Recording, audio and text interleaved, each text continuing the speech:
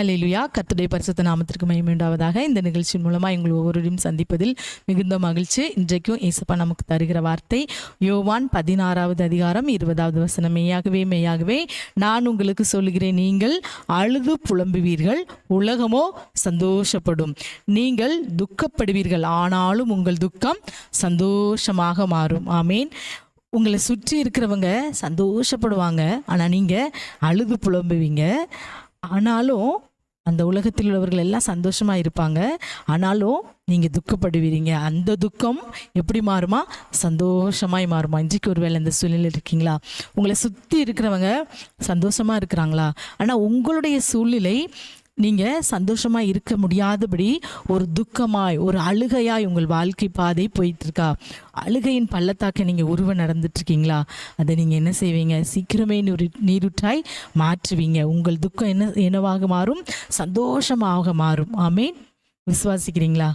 இதே காரியம், இந்த துக்கம் ஒருத்தங்களுக்கு சந்தோஷமா மாறிச்சு. நிறைய பேர் சொல்லலாம். ஆனால் நாம் இன்னைக்கு பார்க்க போகிறது எஸ்தர் இருக்க புஸ்தகம் 9வது அதிகாரத்தில் அங்கே என்ன நடந்ததுன்னு பார்த்தீங்கன்னா, அந்த கதை எல்லாருக்குமே இந்த சம்பவம் தெரியும். யூத ஜனங்களை அழிக்கும்படி ராஜாவினால் என்ன செய்தது? கட்டளை பிறந்தது. ஆனாலும் அங்கே யார்? 2 பேர் என்ன செஞ்சாங்க? துக்கத்தோடு இருந்தாங்க. இந்த கட்டளையை கேட்டு துக்கமாக இருந்தாங்க, அழுது புலம்பிட்டு இருந்தாங்க. ஐயோ, நம் ஜனத்துக்கு என்ன ஆகுமோ என்று சொல்லி எஸ்தரும் மொர்தேகாயும் அவங்க என்ன செஞ்சாங்களாம்? அந்த எஸ்தரும் மொர்தேகாயும் உபவாசம் பண்ணி ஜெபிச்சாங்க. ராஜா அரண்மனையில் இருக்கலாம் எஸ்தர் ராஜாத்தி, ஆனாலும் ஜனங்களுக்காக அந்த துக்கம் சந்தோஷமாய் மாறுவதற்காக என்ன செஞ்சாங்க? அழுது புலம்பி அந்த ராஜ வஸ்திரத்தை கலைந்து போட்டு ரெட்டுனாங்க. மொர்தேகாய் புழுதி அள்ளி போட்டு கொண்டு என்ன செய்தார்? கர்த்தருடைய சமூகத்துல ரெட்டுடுத்தி சாம்பலில் உட்கார்ந்து என்ன செய்தாங்களா? உபவாசம் பண்ணி ஜெபிச்சாங்க. எஸ்தர் சொல்றா, நானும் என் தாதிமார்கள் என்ன செய்வோம்? உபவாசம் பண்ணி ஜெபிப்போம். நான் செத்தாலும் சாகிறேன், இந்த காரியத்துல நான் ராஜாட்ட போய் பேசுவேன் என்று சொல்லி அங்கு அவங்க அப்படி உபவாசம் இருந்து ஜெபித்ததுனால அந்த கதை என்ன செஞ்சு? மாறுதலாய் முடிந்தது. எஸ்தர் 9:21 அவர்கள் சஞ்சலம் சந்தோஷமாகவும் அவர்கள் துக்கம் மகிழ்ச்சியாகவும் மாறின மாதமாக ஆசரித்து. ஆமேன். ஒரு 2 நபர்களால ராஜாவுடைய கட்டளையே மாற்ற முடியும்னா, உங்கள் வாழ்க்கையில் இருக்கிற உங்கள் அழுகைக்கான காரியத்தை கட்டாயம் கர்த்தர் மாற்றுவார். ஆமேன். விசுவாசிக்கிறீங்களா? கர்த்தரிடத்துல இருந்து அந்த இரக்கத்துக்காக என்ன செஞ்சாங்க? எஸ்தர் ராஜாத்தி உபவாசம் பண்ணி ஜெபிச்சாங்க. ஒருவேளை உங்களுடைய காரியங்களும் கடினமான காரியமா இருக்கலாம்.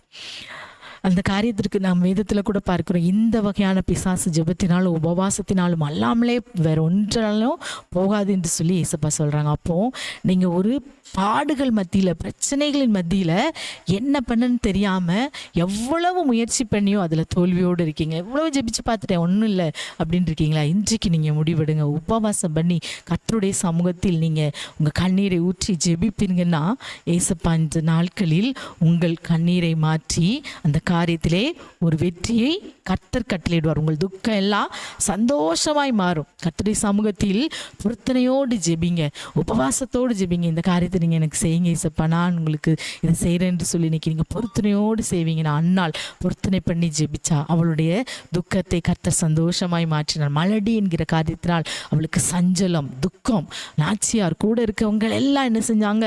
இந்த வசனத்தில் சொல்லப்பட்டது போல அவங்க சந்தோஷமா இருந்தாங்க, இவங்களை சஞ்சலப்படுத்தினாங்க. அதனால இவங்க அழுது புலம்புனாங்க. ஆனாலும் இவங்களுடைய அழுகையே கர்த்தர் இந்த வார்த்தையின்படியே மாற்றி போட்டாராகவே. இன்றைக்கு அருமையான தேவனுடைய பிள்ளைகளே, நீங்க ஒருவேளை ஒரு துக்கத்தோடு இருப்பீங்கன்னா, இன்றைக்கு கர்த்தருடைய சமூகத்தில் நீங்கள் ஜெபிக்க ஒப்பு கொடுங்க. உங்கள் இருதயத்தை ஊற்றி ஜெபிங்க. அந்நாளை போல உபவாசம் இருந்து ஜெபிங்க. எஸ்தரை போல கர்த்தர் உங்கள் துக்கத்தை எல்லாம் சந்தோஷமாய் மாற்றுவார். ஆமேன். உங்கள் சஞ்சலம் எல்லாம் சந்தோஷமாயும் உங்கள் துக்கம் எல்லாம் மகிழ்ச்சியாயும் மாறும். உங்கள் துக்கம் சந்தோஷமாய் மாறும். ஆமேன். ஆகவே இந்த வேளையிலே கர்த்தரால் அது கூடும். ஆகவே புது ஜெபிக்கலாமா? இந்த நேரத்தில் ஜெபிங்க.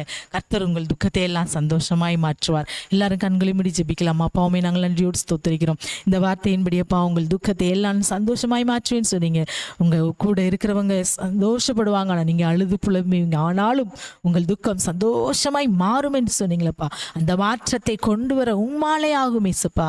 இன்றைக்கு ஒருவேளை துக்கத்தோடு இருக்கிற பிள்ளைகளுடைய வாழ்க்கையிலே சந்தோஷம் என்கிற அந்த மாற்றத்தை இந்த இந்த நாளில் நீர் கட்டளையிடுங்க தகப்பனே. இயேசுவே உம்மை ஸ்தோத்தரிக்கிறோம்ப்பா. எஸ்தரை போல ஜெபித்து எல்லா துக்கமும் நீங்கி சந்தோஷம் அடைய, சஞ்சலம் நீங்கி மகிழ்ச்சி அடைய இந்த நாளில் கிருபை செய்யுங்க இயேசப்பா.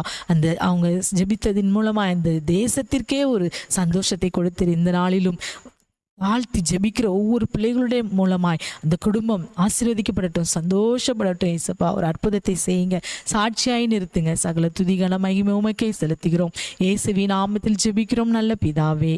ஆமேன், ஆமேன்.